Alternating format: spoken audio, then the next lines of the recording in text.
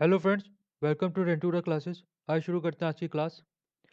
देखिएगा, क्लास आपकी 1857 रिवोल्ट की होने वाली है, मॉडर्न हिस्ट्री का पार्ट है।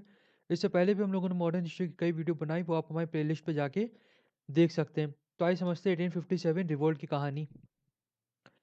देखिएगा, ये जो बेसिकली रिवोल्ट था, ये आपकी 5 कॉजेज़ की वजह से हुआ था। सबसे पहला इकोनॉमी, दूसरा पॉलिटिकल, तीसरा आउटसाइड, चौथा सोशल रिलीजियस और पाँचवाँ आपका एडमिनिस्ट्रेटिव। देखिए, किसी भी रिवोल्ट के पहले आपको जानने के जो रिवोल्ट हुआ उससे पहले आपको जानने की ये ज़रूरत होती है कि उसके पीछे वजह क्या थी, ठीक? जो 1857 का रिवोल्ट था उसको हम लोग मेजर रिवोल्ट इसलिए कहते हैं क्योंकि पहला ऐसा नेशन वाइड रिवोल्ट था जो ब्रिटिशर्स के खिलाफ हुआ था, ठीक? और इसमें जो भी मतलब कोई भी ऐसा आप चाहे वो पीजेंट हो, चाहे वो आर्टिशियन हो, चाहे वो ज़मींदार हो, मतलब नीचे से लेके अपर वर्ग जो जितने भी लोग थे वो सब इसी युद्ध में शामिल थे। प्लस चाहे वो प्रिंसली स्टेट्स हो, चाहे वो ब्राह्मण हो, चाहे वो हिंदू हो, चाहे वो मुस्लिम हो, उस समय उन लोगों में ऐसा कोई भेदभाव नहीं था इस रिवोल्ट के प्रति। और उन लोगों ने मिल के इस ब्रिटिशर्स के खिलाफ ये युद्ध लड़ा था, ठीक? तो इसी तरह जो 5 कॉजेज़ थी, चाहे वो इकोनॉमी हो जैसे कि आपकी जो लॉस ऑफ हैंडीक्राफ्ट हुआ था, आर्टिशियन जो अनएम्प्लॉय हो गए थे, चाहे वो पॉलिटिकल हो जैसे जो ब्रिटिशर्स का जो डोमिनेशन था प्रिंसली स्टेट्स के प्रति वो ज़्यादा बढ़ रहा था। आउटसाइड इवेंट जैसे हमारा जो अफ़गानिस्तान वॉर हुआ था, इसमें ब्रिटिशर्स हारे थे। सोशल रिलीजियस जो कि मिशनरी एक्टिविटीज़ थी क्रिश्चियनरी की, इसने कहीं न कहीं एक दबाव डाला था। एडमिनिस्ट्रेटिव जो कि मैनेजमेंट हुआ था ब्रिटिशर्स आर्मी के द्वारा, ठीक? तो ये सारी चीज़ें कहीं न कहीं 1857 को जन्म दी थी। तो आइए एक-एक कॉज़ को ब्रीफ में समझते हैं अच्छे से। देखिए, इकोनॉमिक कॉज़ क्या थी? सबसे पहला आपका आता है traditional fabric system. Traditional fabric क्या था? जैसे भारत का बहुत पहले से मेन जो एक्सपोर्ट का काम था वो था कॉटन क्लॉथ, ठीक? जिसकी यूरोप मार्केट में काफ़ी डिमांड हुआ करती थी। हालाँकि ब्रिटिशर्स के आने के बाद क्या हुआ, एक तरह से जो इंडियन था वो सप्लायर ऑफ रॉ मटेरियल बन गया और इम्पोर्टर ऑफ फिनिश्ड गुड्स बन गया।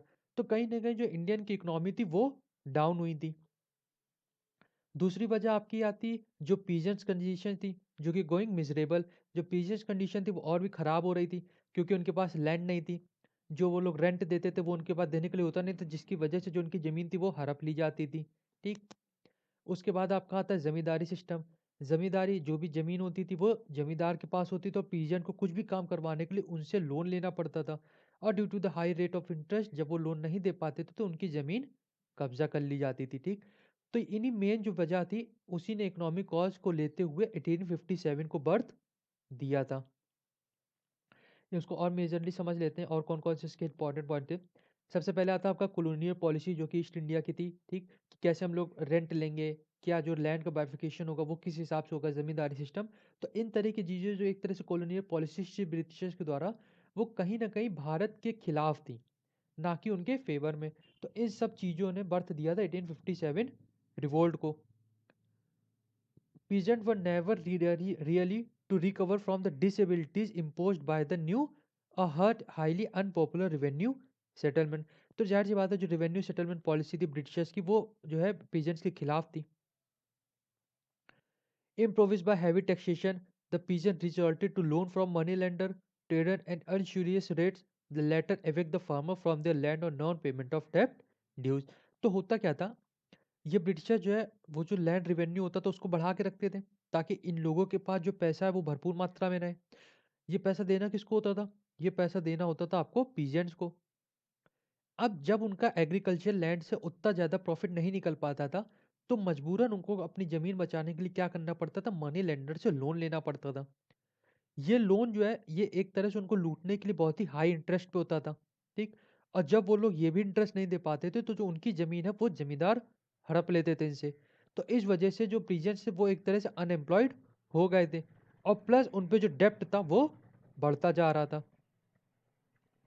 The scourge of landless peasantry and rural indebtedness had continued to plague Indian society। तो अब जो लैंडलेस पीजेंट है और प्लस जो गांव की गरीबी थी वो बढ़ती जा रही थी, जिस वजह से ये लोग परेशान हो गए थे कि अब हम लोग क्या करें। और ये लोग एक मौका ढूंढ रहे थे स्पार्क का, ठीक? कि कैसे कोई ना कोई चिंगारी उठे और हम उसको आग में बदलें। The old system of zamindari was force to disintegrate. जो एक तरह से जमींदारी सिस्टम आ रहा था वो कहीं ना कहीं खत्म होने लगा था। खत्म इसलिए हो रहा था क्योंकि अब जो मेन जमींदारी सिस्टम था वो ब्रिटिशर्स के पास था और जो ब्रिटिशर्स के आदमी होते थे वही ज़्यादातर जमींदार होते थे। तो ये सब भी कहीं ना कहीं एक तरह से इकोनॉमिक डिफेक्ट हो रहा था। British rules also means misery to the artisans and handicraft people. अब देखिए आर्टिशियन और हैंडीक्राफ्ट के लिए क्या दिक्कत थी। देखिए जमींदार, जब जमींदारी सिस्टम खत्म होने लगा, ठीक, तो जमींदार लोग क्या करते थे, आर्टिशियंस और जो हैंडीक्राफ्ट पीपल होते थे, जमींदार उनसे प्रोडक्ट लेते थे, क्योंकि इनके पास पैसा होता था और इनको पैसे की ज़रूरत होती थी। तो ये एक तरह से इनके मेन एम्प्लॉय हुआ करते थे। लेकिन जब ज़मींदारी सिस्टम खत्म होने लगा, ज़मींदारों के पास पैसा नहीं बचा ताकि इनकी सर्विस ले पाएँ, तो जिसकी एवज़ में अब ये लोग भी एक तरह से बेरोज़गार होने लगे, ठीक? क्योंकि ज़मींदारी खत्म, जो प्रिंसली स्टेट्स होती थी, वो जो मतलब जो राजा होते थे, जो इनकी सर्विस लेते थे, उनका भी काम अब खत्म होने लगा। तो एक तरह से ये लोगों पे डायरेक्ट असर पड़ा था अनएम्प्लॉयमेंट का। The annexation of Indian state by the company cut off their major source of petrol. अब जाहिर सी बात है, ये लोग जो मेजर सर्विस अपनी देते थे वो किसको देते थे, इंडियन स्टेट्स को, जो कि राजा, नोबल, जमींदार इन सब के द्वारा की जाती थी। लेकिन जब ब्रिटिशर्स ने इन सबकी सर्विस रोक दी तो जाहिर सी बात है इसका असर किस पे पड़ेगा, आर्टिशन और हैंडीक्राफ्ट पीपल्स पर, ठीक। तो ये था आपका पूरा इकोनॉमिक कॉजेस के बारे में, एक बार इसको देख लीजिएगा। Added to this British policy discourage Indian handicraft. ये पूरा इंडियन हैंडीक्राफ्ट जो है वो बर्बाद हो रही थी, क्योंकि अब ब्रिटिश क्या करते थे, ये ब्रिटिश गुड्स को इंपोर्ट करने लगे थे, और जो इस जिसकी एवज में ये जो प्रोडक्ट था ये उनको सस्ता पड़ता था as compare to Indian handicraft. इस वजह से लोग इसके प्रति ज़्यादा इंटरेस्टेड होने लगे थे। फिर आता है हमारा पॉलिटिकल कॉज। पॉलिटिकल कॉज क्या था, loss of political Prestige besides causing suspicion in the mind of almost all the ruling princess in India. तो देखिए जो ब्रिटिशर्स की पॉलिसीज थी, वो चाहे वो पंजाब के खिलाफ हो, ठीक, चाहे वो अवध के खिलाफ हो, या चाहे वो मराठा और मैसूर के खिलाफ हो, तो ये जो भी इनकी पॉलिसीज थी कैसे इस राज को कैप्चर किया जाए, कहीं ना कहीं इनको कैप्चर करने के बाद जो बाकी छोटे मोटे राज थे, उनमें कहीं ना कहीं ऐसी भावना हो गई थी कि अब हमारा राज भी कब्जा कर लिया जाएगा। तो जिसकी वजह से ये लोग भी ब्रिटिशर्स को धीरे धीरे नापसंद करने लगे थे। अब अलग-अलग एनेक्सेशन पॉलिसीज़ हुई थी, जैसे कि डॉक्ट्राइन ऑफ लैप्स और सब्सिडियरी अलायंस। तो इन सब ने कहीं न कहीं लोगों के मन में ये डर पैदा कर दिया था कि अब हमारे पास 2 ही ऑप्शन हैं, या तो हम लुद्ध युद्ध लड़ें ताकि हम अपने राज को वापस ले पाएँ, या फिर हम ब्रिटिशर्स के नौकर बन जाएँ, ठीक? क्योंकि भाई डॉक्ट्राइन ऑफ लैप्स और सब्सिडियरी अलायंस दोनों ही से ये करवाने को कहती थी। तो जिसकी वजह से अब इन लोगों ने नौकर बनने को ना स्वीकार करते हुए ब्रिटिशर्स के खिलाफ युद्ध लड़ने के लिए सोचा था। The East India Company's greedy policy of aggrandizement accompanied by broken pledges and promises। अब देखिए होता क्या था, ब्रिटिशर्स क्या करते थे, किसी भी दूसरे राजा को हराने के लिए किसी तीसरे राजा का सपोर्ट लेते थे, ठीक। अब इस सपोर्ट में वो कहीं ना कहीं कुछ प्रोमिस करते थे कि हम आपको इसकी स्टेट देंगे, ये रेवेन्यू कलेक्शन देते थे। लेकिन जब ये दोनों मिल के इस राज को कैप्चर कर लेते थे, तो जो प्रॉमिसेस ब्रिटिशर्स ने इनसे की होती थी उसको ये लोग नकार देते थे, और इनको कहीं न कहीं खुद ही एक तरह से ये करने लगते थे कि आपको हमें ही रिवेन्यू देना पड़ेगा। तो जिसकी एवज़ में ये लोग भी इनसे चिढ़ने लगते थे। Contempt for the company and loss of political Prestige. अब कहीं न कहीं ब्रिटिशर्स का डोमिनेशन बढ़ रहा था। वो डायरेक्ट या इनडायरेक्ट हर प्रिंसली स्टेट्स में अपने आदमी बिठाने लगे थे, अपनी सेना पहुँचाने लगे थे, अपने ट्रेडर्स पहुँचाने लगे थे। तो जिस वजह से जो इन लोगों की जो नेटिव रूलर होते थे, उनकी कहीं न कहीं जो प्रेस्टीज थी वो गिरती जा रही थी, और वो अपना इफेक्टिव कंट्रोल वहाँ पर खोने लगे थे due to the different policies, जैसे कि हमारी subsidy alliance, doctrine of lapse. तो वो कहीं न कहीं एक तरह से आप ये कह सकते हैं कि मूर्ख दर्शक बन गए थे। वो ना ही अपने राज पे कोई पॉलिसी ला सकते थे, ना ही वो फॉरेन पॉलिसी कुछ ला सकते थे। तो ये सब देखते हुए ये लोग कहीं न कहीं अंदर इनसे चिढ़ने लगे थे। The right of succession was denied to Hindu princes. सारी चीज़ें ठीक थी, लेकिन इन लोगों ने एक गड़बड़ क्या की, due to the introduction of doctrine of lapse. अब डॉक्ट्राइन ऑफ लैप्स ने क्या किया? डॉक्ट्राइन ऑफ लैप्स ने कहा कि जो भी आपके किंगडम है, उस पे वही वंशज बैठेगा जो आपका खुद का खून होगा। यदि आपका वो बच्चा नहीं है, चाहे वो एडॉप्टेड हो या वो रियल डॉटर हो, यदि वो दोनों हैं, तो वो लोग इस राज पे बैठ नहीं सकते। तो अब कहीं न कहीं से बहुत सारे राजा थे जिनके कोई सन नहीं थे। एडॉप्टेड सन उन लोगों ने ले रखे थे। लेकिन जब उन लोगों ने ये डॉक्ट्राइन ऑफ लैप्स लाए, तो वो लोग एक तरह से ये सोचने पे मजबूर हो गए थे कि अब हमारे राज का क्या होगा? और हमारा राज हमसे छीन लिया जाएगा। तो जिस वजह से ये लोग भी कहीं न कहीं ब्रिटिशर्स को नापसंद करने लगे थे। Mughals were humbled when on Prince Farikuddin deaths in 1856, whose succession has been recognized conditionally by Lord Dalhousie। मुगलों के प्रति भी कहीं न कहीं ब्रिटिशर्स एक तरह से अपर हैंड एक्ट करने लगे थे। अपर हैंड कैसे एक्ट करने लगे थे? जो भी इनके कोर्ट में प्रोसीजर होगा, जो भी इनकी फॉरेन पॉलिसी होगी, जो भी इनका राइट ऑफ सक्सेशन होगा, ये सारी चीज़ें अब मुगलों को किससे पूछ के करनी पड़ेगी? वो चीज़ करनी पड़ेगी ब्रिटिशर से पूछ के। तो ये बात मुगलों को नहीं पसंद आ रही थी और ये सब किया किसने था? लॉर्ड डलहौजी भाई साहब ने हमारे। Lord Canning announced that the next prince of succession would have to be renounced regal title and the ancestor Mughal palaces in addition to the renunciation agreed upon by Prince Fakhruddin. अब Lord cunning ने एक नई चीज ले आए। इन्होंने क्या कहा कि जो भी वंशज या जो भी उत्तराधिकारी मुगल सीट पे बैठेगा वो एक तरह से आप ये कह सकते हैं पुतले की तरह एक्ट करेगा। पुतले की तरह एक्ट क्यों करेगा? क्योंकि जो भी इसके पैलेसेस हैं, वो सब ब्रिटिशर्स के अंडर चले जाएँगे। जो भी इसकी फॉरेन पॉलिसीज़ है, वो सब इसको ब्रिटिशर से पूछ के लेनी पड़ेगी। जो भी इसका एक्ट ऑफ डूइंग है, वो कभी भी और किसी भी समय ब्रिटिशर्स के खिलाफ नहीं होना चाहिए था। तो जिस वजह से ये लोग एक तरह से जो मुगल थे, वो पूरी तरह से यहाँ से खत्म हो चुके थे 1856 के बाद से। The collapse of rulers The collapse of ruler, the Eastward aristocracy also adversely affected those sections of the Indian society which derive their sustenance from cultural and religious pursuit. देखिए कोलैप्स ऑफ रूलर मतलब होता है एक जब राजा बर्बाद होता है तो उसके साथ तीन लोग बर्बाद होते हैं। सबसे पहले जो पीजेंट जो उसकी प्रजा होती है, दूसरा जिसकी वो सर्विसेज लेता है जैसे कि हमारे आर्टिशियंस हो गए, पीजेंट्स ही हो गए, ठीक, और तीसरा हमारी प्रीस्टली क्लास जैसे कि हमारे पंडित हो गए, ठीक? अपर वर्ग के सेनापति या जो पॉलिसी मैनेजर होते थे, ये सब लोग भी अनएम्प्लॉय होने लगे। क्यों? क्योंकि जब राजा ही खत्म तो अल्टीमेटली इन तीनों की भी वैल्यू या इन तीनों का जो एक तरह से अनएम्प्लॉयमेंट होता था इन लोगों से डायरेक्ट, वो भी खत्म। तो जिसकी वजह से कहीं न कहीं जो एरिस्टोक्रेसी थी इन लोगों की प्रीस्ट के खिलाफ वो कहीं न कहीं खत्म होने लगी थी, जो इन लोगों ने बनाने की कोशिश की थी। तो ये था आपका पूरा पॉलिटिकल कॉज़ के बारे में। सोशल रिलीजियस कॉज़ क्या थे इसको समझते हैं। Racial overtones and the superiority complex of British.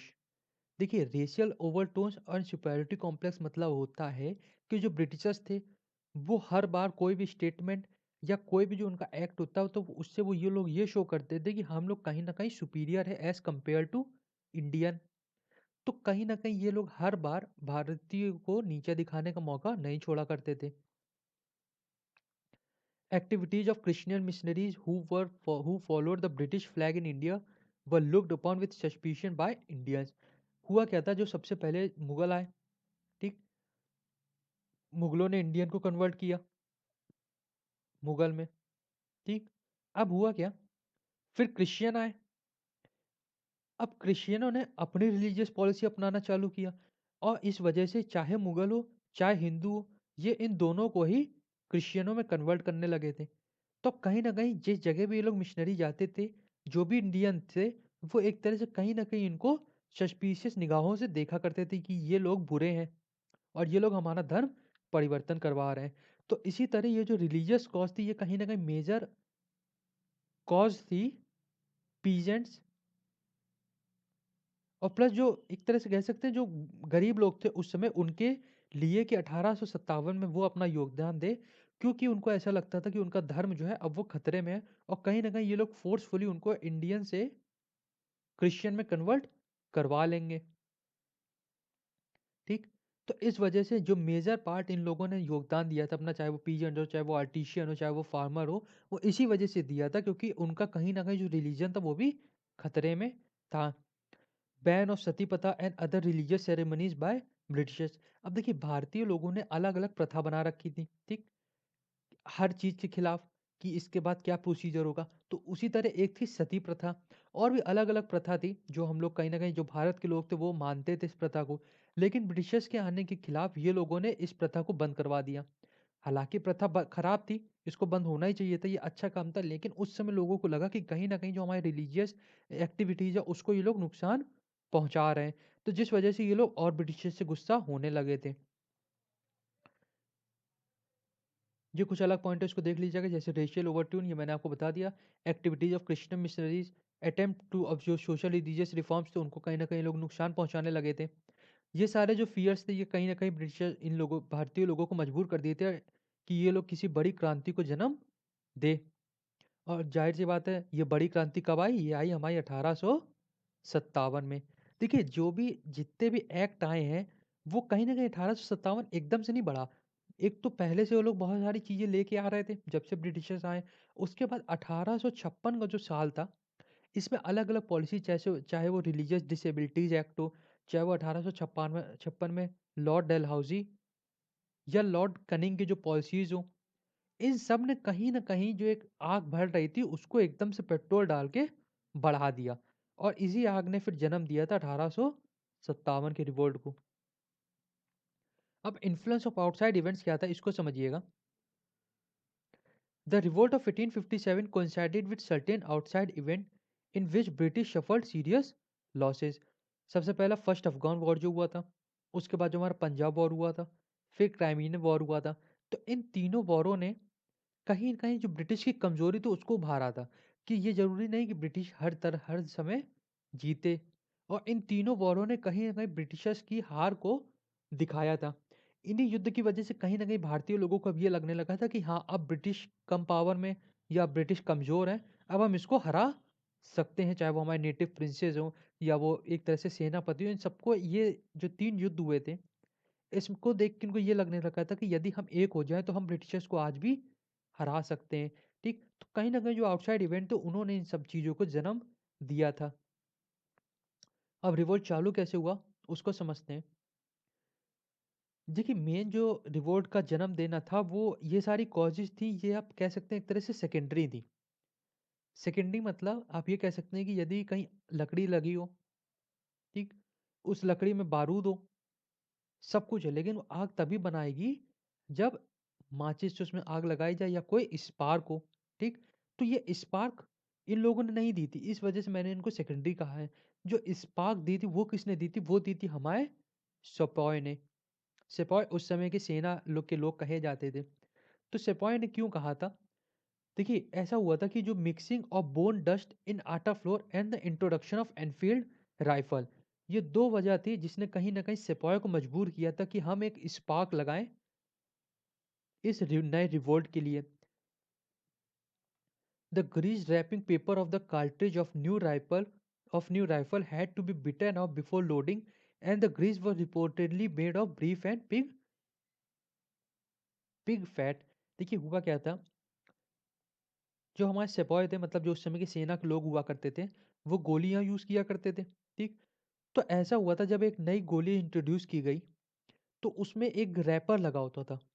उसको कहा जाता था कि ये जो ग्रीस्ड रैपर है, इसको सबसे पहले आपको गोली में लगाना है, उसके बाद फायर करनी है, ठीक? तो इस रैपर में क्या होता था, ऐसा कहा जाता था कि ये जो रैपर है, ये हमारा किससे बनता है? ये बनता है हमारा बीफ और प्लस पिग फैट से।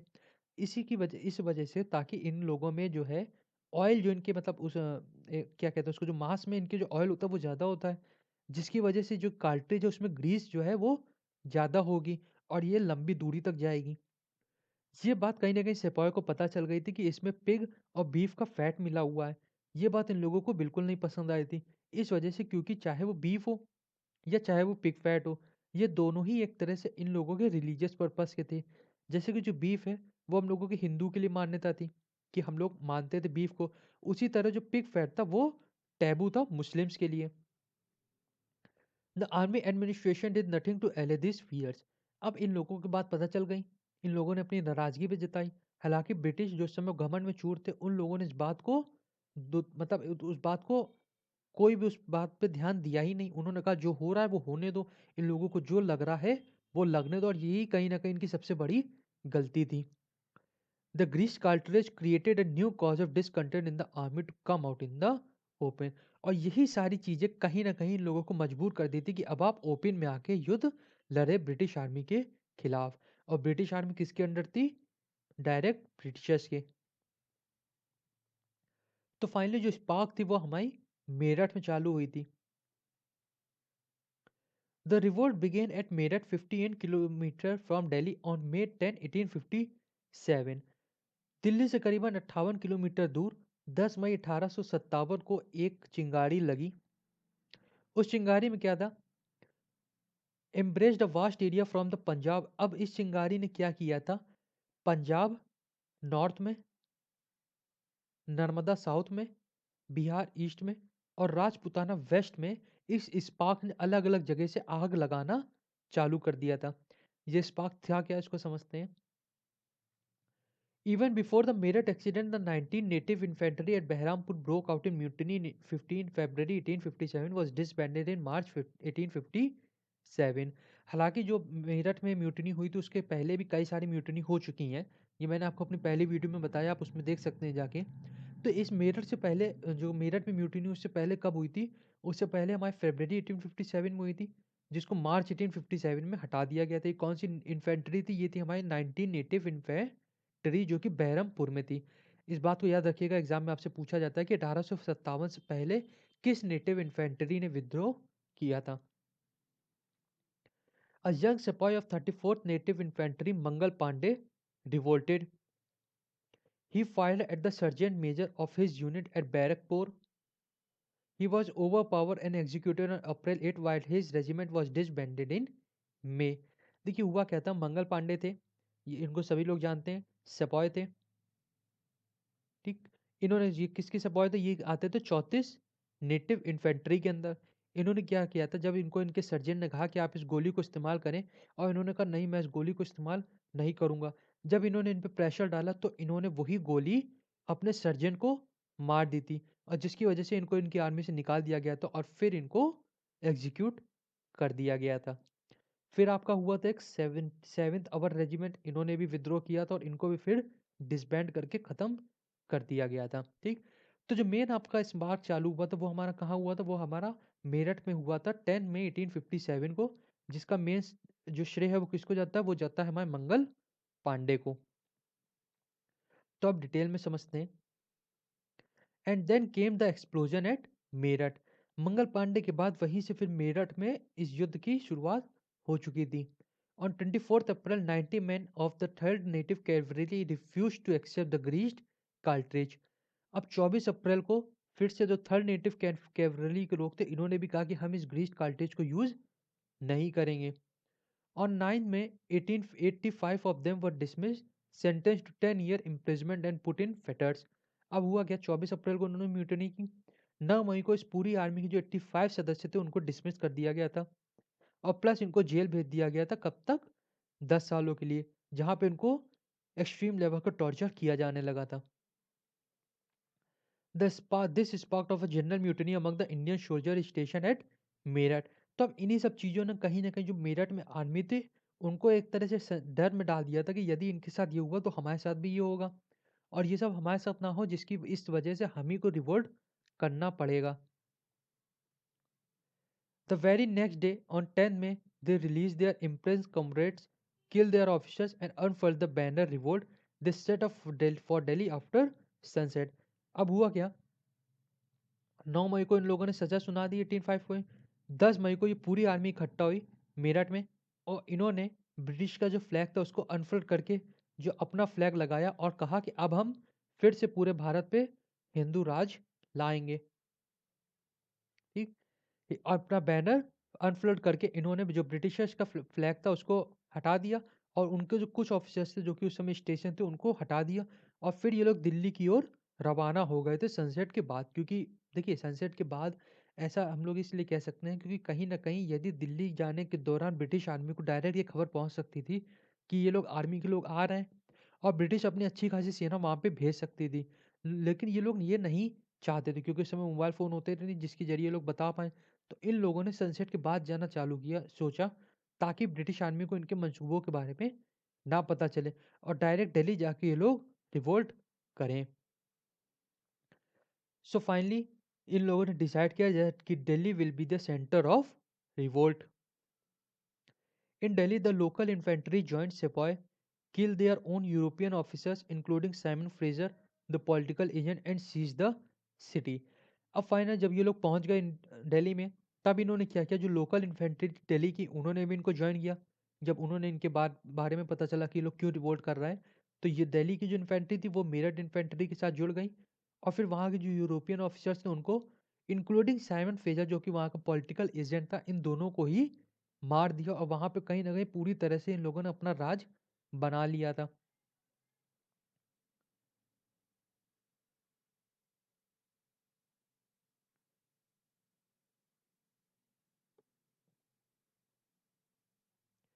Delhi, the local infantry joined them, killed their European officers including Simon Fraser. तो मैंने आपको पहले ही बता दिया है कि हुआ क्या था जब यूरोपियन जो मेरठ की जो आर्मी थी वो दिल्ली में पहुंची। तो जो दिल्ली की स्टेशन आर्मी थी, चाहे वो जो कि साइमन फ्रेजर के अंडर थी, जो कि एक पॉलिटिकल एजेंट था, जो ब्रिटिश का कमांडिंग ऑफिसर था उस दिल्ली स्टेशन का, वो होल्ड कर रहा था इनको। तो अब क्या हुआ था, जब मेरठ आर्मी दिल्ली आर्मी के पास पहुंची और दिल्ली वालों ने इनके बारे में पता चला कि ये लोग क्यों रिवोल्ट कर रहे हैं, तो दिल्ली आर्मी ने सोचा कि अब हम भी इसका साथ देंगे, और फिर इन्होंने भी इसको इनकी आर्मी को ज्वाइन कर लिया था। लेफ्टिनेंट विलिंगली, the officer in charge of the magazine at Delhi, offer some resistance but was overcome. अब जो लेफ्टिनेंट विलिंगली थे, इन्होंने क्या किया, ये मैगजीन दिल्ली के ऑफिसर इंचार्ज थे, इन्होंने कुछ रेजिस्टेंस ऑफर किया था। हालांकि वो लोग इतने ज़्यादा पैमाने पे आए थे, और फिर जो उनके लोकल ऑफिसर्स थे वो भी यहाँ पे ज्वाइन करनी थी मेरठ आर्मी को, जिस वजह से इस आर्मी का लोग कुछ भी बिगाड़ नहीं पाए थे, और फाइनली इनको वापस मतलब इनको वापस जो है अपने आप को पीछे करना पड़ा था, और पूरी तरह से जो दिल्ली है वो किसके अंडर चली गई थी, वो आर्मी और सिपाही के अंडर चली गई थी। The aged and powerless Bahadur Shah Zafar was proclaimed as the emperor of India. अब हुआ क्या, जो पावरलेस बहादुर शाह जफर थे, इन लोगों ने सोचा कि अब हम बहादुर शाह जफर को एम्पर बनाएंगे भारत का। इस वजह से इन लोगों ने ऐसा सोचा कि कहीं ना कहीं जो एक मुगल था, वही एक तरह से पूरे भारत की शान थी, क्योंकि जो सेंट्रल लेवल पे सबसे पहली सेना बनी थी वो बनी थी मुगलों की। ठीक। तो जब यहाँ के जो सिपाही थे, इन लोगों ने दिल्ली कैप्चर किया, तो यहाँ पे मेन राज किसका था, यहाँ पे मेन राज था मुगलों का। तो इन्होंने सोचा कि अब मुगली को ही हम किंग बनाएंगे, क्योंकि और कोई ऑप्शन इनके पास था नहीं। Delhi was soon to become the centre of the great revolt. अब ये सब देखते हुए दिल्ली जो था वो मेन सेंटर बन गया था पूरे रिवोल्ट का। The spontaneous raising of the last Mughal king to the leadership of country was a recognition of the fact that long reign of Mughal dynasty has become traditional symbol of Indian political unity। तो ये मैं आपको पहले बता चुका हूँ कि मुगल ही जो थे एक तरह से वो कहीं ना कहीं इंडियन पॉलिटिकल यूनिटी का सिंबल थे, और वही उनके पास ऑप्शन था, जिस वजह से इन्होंने बहादुर शाह जफर को किंग बना दिया। देखिए, ये नेशन वाइड रिवोल्ट क्यों था, इसको समझिएगा। सबसे पहले, नेशन वाइड रिवोल्ट बेसिकली वो होता है जहाँ पे अलग अलग स्टेट एक साथ जुड़ के किसी भी पार्टिकुलर पॉइंट के खिलाफ अपना व्यू पॉइंट रखती हैं। ठीक। अब हुआ क्या, एक सेकंड।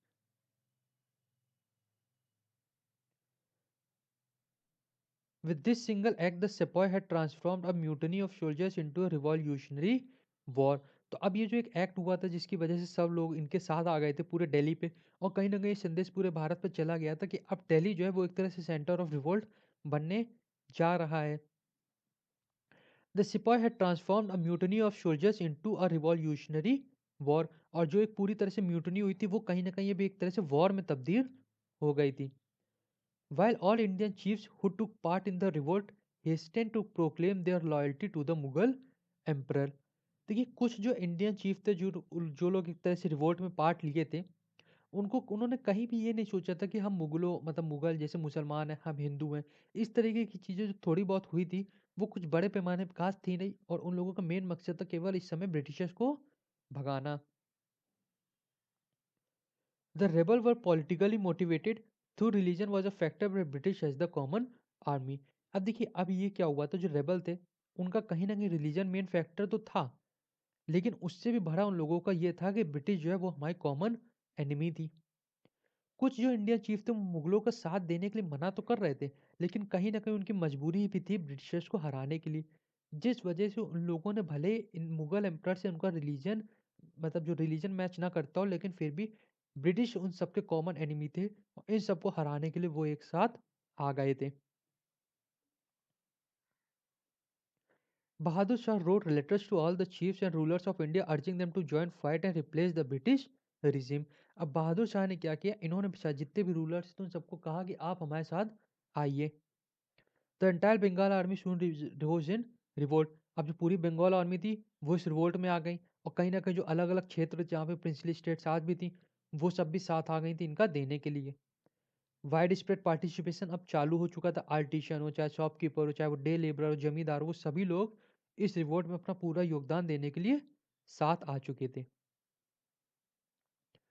देखिए 1857 का जो वोट था, हालांकि वो एक नेशन वाइड था, लेकिन कुछ इंपॉर्टेंट प्लेसेस थे जो बहुत ही ज़्यादा बड़े पैमाने पे इस युद्ध में साथ आए थे।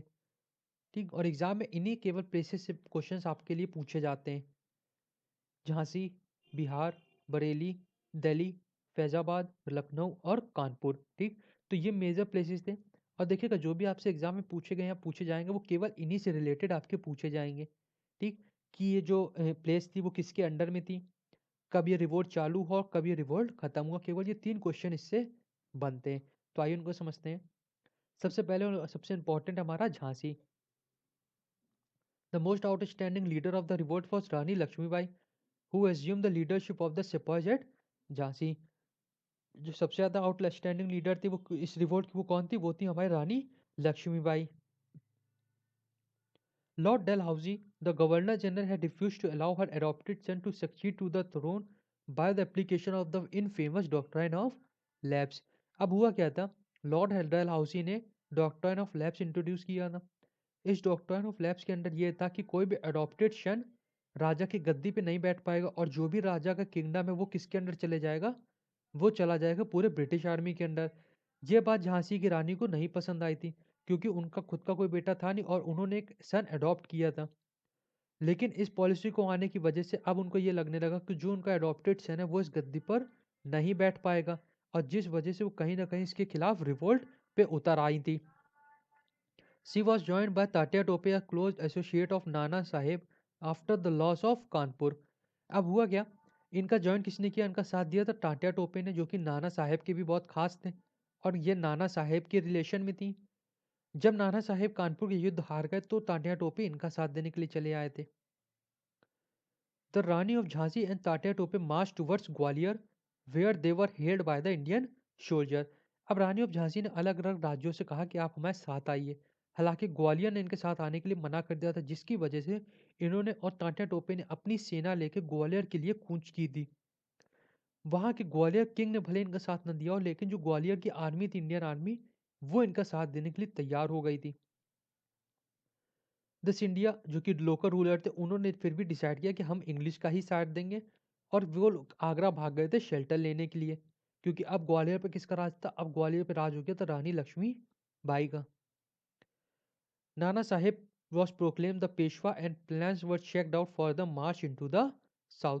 अब जो नाना साहेब थे वो पेशवा बन गए। उनके अलग अलग जो राज थे, चाहे वो झांसी हो, वो भी पेशवा के अंडर ही काम करने लगा, और उसकी रीजेंसी किसने संभाली? उसकी रीजेंसी संभाली रानी लक्ष्मीबाई ने, जिसके कमांडर थे तात्या टोपे। हालांकि Gwalior was recapture by English in June 1858। और ये किसने कैप्चर किया था? ये हमारा किया था ह्यूज रोज ने।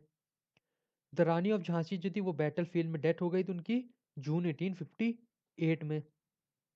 और झांसी वो रिकैप्चर बाय सर ह्यूज रोज। तो फाइनली सबसे पहले ग्वालियर कैप्चर हुआ, उसके बाद झांसी कैप्चर हुआ। ये दोनों किसने कैप्चर किए थे? ये सर ह्यूज रोज ने किए थे। कब कैप्चर किए थे? जून 1858 में। तो ये था पूरा आपका झांसी के बारे में। उसके बाद आते हैं लखनऊ। लखनऊ किसके अंडर में था उस समय? लखनऊ था हमारा बेगम हजरत महल जी के अंदर। रेबेलियन कब ब्रोक आउट हुआ था? ये हुआ था 4 जून 1857 को। इनकी वजह क्या थी? इनकी वजह ये थी कि sympathy was in favour of the dispose nawab. Her son Birjis Qadir was proclaim the nawab and a regular administration was organised. अब यहाँ के जो मतलब जो लॉर्ड डलहौजी थे, जो ब्रिटिश आर्मी थी, उन्होंने कहा था कि अब ब्रिटिश कादिर को हम नवाब की गद्दी पे नहीं बैठने देंगे। तो जिसके हिसाब से अब जो पूरा लखनऊ था वो इनके मतलब जो अवध था पूरा, वो बेगम हजरत महल के हाथ से निकल जाता। इस वजह से 4 जून 1857 को ये भी इन्होंने भी म्यूटनी की, और अपने सन ब्रिटिश कादिर को गद्दी पे बिठाल के जो भी वहाँ का लोकल एडमिनिस्ट्रेशन था, जो कि वहाँ के ऑफिसर्स थे, जो कि ट्रेड पर्पस थे, वो अब सब किसके अंडर में चलने लगा? लखनऊ ब्रिटिश कादिर के अंडर में। हेनरी लॉरेंस जो कि वहाँ के ब्रिटिश रेसिडेंट थे, जो कि वहाँ की देख रेख सब किया करते थे as a under British army, उनको यहाँ के लोगों ने हरा दिया था और मार दिया था। The residency was besieged by the Indian rebel and Sir Henry was killed during the siege। अब जब इन्होंने रेबेलियन किया तो इनके साथ के जो सेना थे, प्लस जो सोल्जर्स थे वो, और प्लस जो लोकल लोग थे वो इनके साथ जुड़ गए। सर हेनरी को इन्होंने हरा दिया, और वहाँ के जो ब्रिटिश आर्मी थे उसको भी यहाँ से भगा दिया था। The early attempt of sir Henry Havelock, sir James Outram to recover Lucknow met with no success. अब क्या हुआ? सबसे पहले सर हेनरी हैवलॉक को भेजा ब्रिटिश ने, उसके बाद सर जेम्स ऑटरम को भेजा, और ये दोनों ही लखनऊ को कैप्चर करने में ना सफल हुए थे। उसके बाद फाइनली सर कोलिन कैम्पबेल को भेजा गया था, जिनके पास अच्छी खासी सेना थी। उन्होंने इस पूरे लखनऊ को कैप्चर किया था, और जो भी यूरोपियन को बंदी इन लोगों ने बना के रखा था उनको छुड़वाया था। फाइनली इन मार्च 1858 में जो पूरी सिटी थी वो फाइनली रिकवर कर दी गई थी ब्रिटिश के द्वारा, और बेगम हजरत महल को वहां से निकाल दिया गया था। उसके बाद आते हैं हमारा Kanpur. Nana Sahib the adopted son of Raja of the last Peshwa Bajirao to revolted from Kanpur. अब जो नाना साहेब थे वो मेन थे कमांडिंग ऑफिसर कहाँ? कानपुर से, जिन्होंने रिवोल्ट किया था। As he was refuse to use the family title and banish from the Poona and was living near Kanpur. इन्होंने रिवोल्ट क्यों किया था? ये बच्चे किसके थे? ये थे बाजीराव टू के। ठीक, ये थे अडॉप्टेड सन। डलहौजी की पॉलिसी लाने के बाद अब इनको राजा की गद्दी पर बैठने के लिए मना कर दिया गया, और फिर इनको एज अ पेंशनर भेज दिया गया था कि आप लोग कानपुर की जमींदारी संभाले। ठीक, कानपुर से ना ही इतना रेवेन्यू इनके पास आता था, और ना ही कोई बहुत बड़ा कानपुर राज था एज कंपैरिजन टू पूना, जहाँ के ये राजा बनते। तो ये सब देखते हुए कहीं ना कहीं इनको अपनी तौहीन लगने लगी थी, जिसकी वजह से इन्होंने भी 1857 में अपनी चांस देख के रिवोल्ट किया था। Nana Sahib expelled the English army from Kanpur, proclaimed himself the Peshwa, acknowledged Bahadur Shah as the Emperor of India and declared himself to be his governor. इन्होंने क्या किया? जब इन्होंने रिवोल्ट किया तो जो ब्रिटिश आर्मी थी उसको कानपुर से निकाल दिया। बहादुर शाह जफर की ओवरलॉर्डशिप स्वीकार करके अपने आप को पेशवा और उनका गवर्नर अपने आप को ये बताने लगे थे। सर ह्यूज वीडर जो कि उस समय स्टेशन कमांड कर रहे थे उसको इन्होंने मार दिया था। कब? 27 जून 1857 को। फाइनली सर कोलिन कैम्पबेल ने पूरा कानपुर रिकवर किया था। कब? 6 December of 1857 after a hard military operation. और इनका साथ किसने दिया था? इनका साथ दिया था इनके सबसे खास तांत्या टोपे ने। फाइनली नाना साहेब जब डिफीट हो गए कानपुर में, फिर ये लोग धीरे से नेपाल भाग गए, तो उसके बाद कभी भी इनका जिक्र नहीं सुना गया। हिज क्लोज एसोसिएट जो कि तांटिया टोपे थे, वो जब इस युद्ध में हारे तो वो भी भाग गए थे। कहाँ? सेंट्रल इंडिया के जंगलों में। हालांकि उनको कैप्चर कर लिया गया था जब वो सो रहे थे इन अप्रैल 1859, और उनको मृत्यु की सजा दे दी गई थी। तो ये था पूरा कानपुर का राइज और फॉल। अब आते हैं नेक्स्ट इंपॉर्टेंट जो कि था हमारा फैजाबाद। फैजाबाद किसके अंडर में था? फैजाबाद था हमारा मौलवी अहमदुल्ला के अंडर में। He was a native of Madras and had moved to Faizabad in the north where he fought a stiff battle against the British troop. इनका जन्म कहाँ हुआ था? ये रहने वाले थे मद्रास क्षेत्र के। हालांकि मद्रास क्षेत्र से फिर ये लोग बाहर आ गए थे और ये रहने लगे थे फैजाबाद में आके, जहाँ पर इन्होंने कहीं ना कहीं एक तरह से इसको राज अपना घोषित कर दिया था। और जब इनको मौका मिला ब्रिटिश के खिलाफ रिवोल्ट करने का, तो इन्होंने खुल के ब्रिटिश के खिलाफ रिवोल्ट किया था। He emerged as one of the revolt acknowledged leaders once he broke out in Awadh in May 1857। जब मई 1857 में अवध में रिवोल्ट छुड़ा था, तब ये पूरी तरह से उभर के आए थे इस रिवोल्ट के खिलाफ, और इन्होंने अपना बहुत अच्छा खासा योगदान दिया था इस रिवोल्ट को हराने के लिए। मतलब रिवोल्ट को हराने से मतलब ब्रिटिश आर्मी को हराने के लिए इस रिवोल्ट में। But finally by 1859 Faizabad was fully recovered by the British army. लेकिन 1849 में ये पूरा फैजाबाद तो जो ब्रिटिश आर्मी के थ्रू रिकवर कर लिया गया था। उसके बाद आते हैं हमारा बिहार के बारे में। बिहार का रिवोल्ट किसने लीड किया था? ये किया था कुंवर सिंह, जो कि जमींदार थे जगदीशपुर के। An old man in his 70s he nursed a grudge against the British who had deprived him of his state. देखिए कुंवर सिंह के खिलाफ एक बहुत अच्छी कहानी हुई है। कुंवर सिंह जो है जमींदार कहाँ के थे? ये थे हमारे जगदीशपुर क्षेत्र के। एक बार क्या हुआ, जब ये अपनी जमींदारी मतलब अपने क्षेत्र में थे, वहां पे ब्रिटिश आर्मी आ गई। उनको इनके खेत पसंद आए। उस खेत को लेने के लिए जब ब्रिटिश आर्मी ने इनसे कहा, तो इन्होंने उन दोनों के ही हाथ कटवा दिए थे। ये बात इन्होंने ब्रिटिश आर्मी को बताई जाके, और ये बात ब्रिटिश आर्मी को नहीं पसंद आई, और फिर इन्होंने इनकी ही इन स्टेट से इनको डिप्राइव करके पेंशनर के तौर पे भेज दिया था बिहार में। ठीक, तो फिर ये अपना बिहार में जीवन यापन करने लगे थे। हालांकि जब 1857 का युद्ध छिड़ा, तो इनको लगा कि नहीं, इस युद्ध में हमें अपना योगदान देना चाहिए था। और finally he unhesitatingly join the sepoys when they reach Arrah from Dinapur. जब दीनापुर ये आर्मी पहुंची तो इन्होंने अपना पूरा योगदान इस आर्मी को देने के लिए सोचा था। Finally after a prolonged struggle the British could recover the Bihar in March 1859।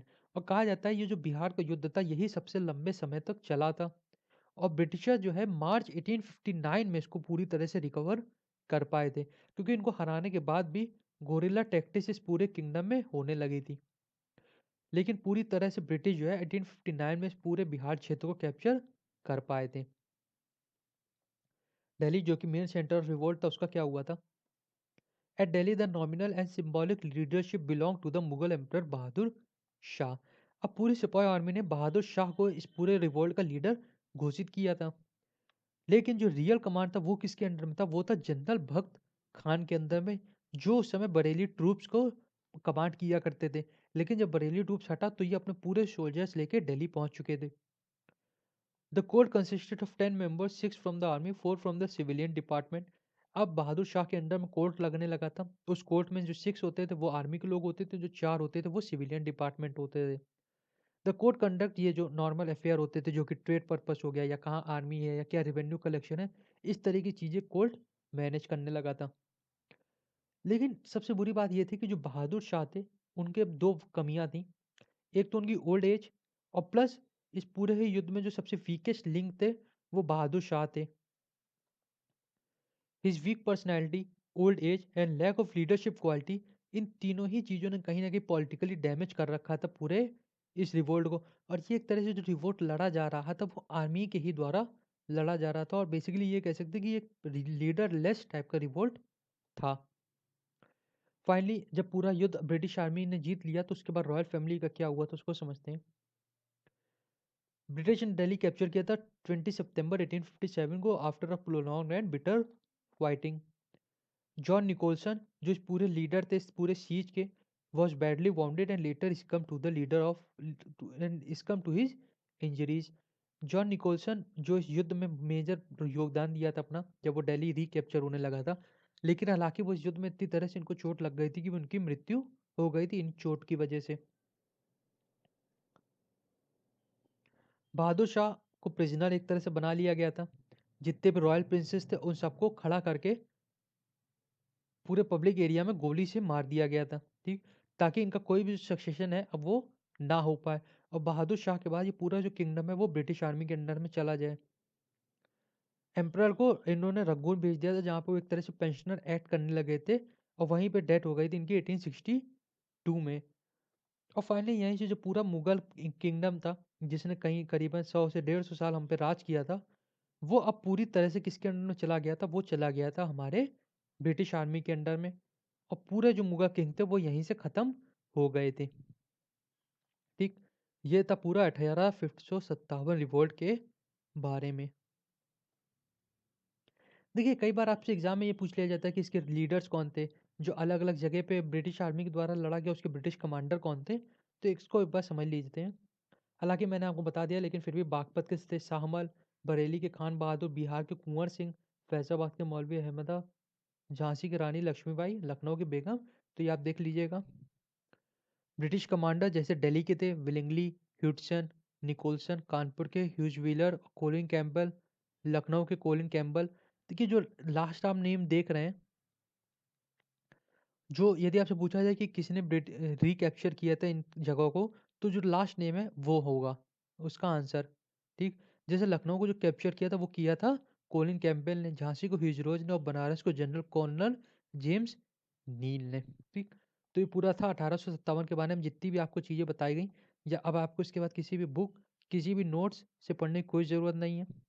इस पूरे ही जो जितना भी क्वेश्चन अभी एग्जाम में पूछेंगे इसकी कंपाइल पीडीएफ बना के हम लोग आपको अपने टेलीग्राम चैनल पर प्रोवाइड करवा देंगे। टेलीग्राम चैनल का लिंक आपको डिस्क्रिप्शन में दे रखा है। Okay, so that's all for the day. Thanks.